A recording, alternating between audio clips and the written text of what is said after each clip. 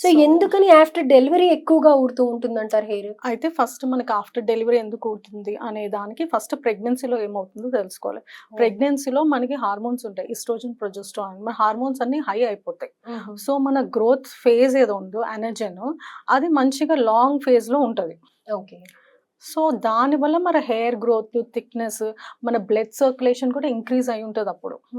And మనం nutrients, supplements కూడా మంచిగా తీసుకుంటాం హెల్తీ బేబీ కోసం. వన్స్ డెలివరీ అయిపోయినాక హార్మోన్స్ అన్ని డౌన్ అయిపోతాయి. మన థైరాయిడ్ హార్మోన్స్ ఫ్లక్చువేట్ అవుతాయి, మన బ్లడ్ సర్క్యులేషన్ తగ్గుతుంది, మనం స్ట్రెస్లో ఉంటాం, స్లీప్ ఉండదు, న్యూట్రియన్స్ తీసుకోము.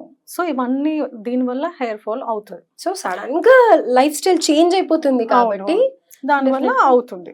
సో దానికి మనం compulsory we should take our nutrients, supplements, మంచి హెయిర్ సీరమ్స్, హెయిర్ మాస్క్ ఇవన్నీ చేసుకొని సైడ్కి ప్రొసీజర్స్ అవన్నీ చేసుకుంటే మీ హెయిర్ వాల్యూమ్, హెయిర్ అంతా బ్యాక్ వచ్చేస్తుంది. రైట్. So yeah. అయితే ఇంకొకటి ఏంటంటే అసలు కామన్ గా హెయిర్ ఫాల్ కి కానీ లేకపోతే హెయిర్ బ్రేకేజెస్ అవుతూ ఉంటాయి కదా, స్ప్లిట్ ఎండ్స్ వస్తూ ఉంటాయి, ఇలా మల్టిపుల్ చూస్తూ ఉంటాం హెయిర్ తో. ఇవి ఎందుకు వస్తూ ఉంటాయి అని అంటారు?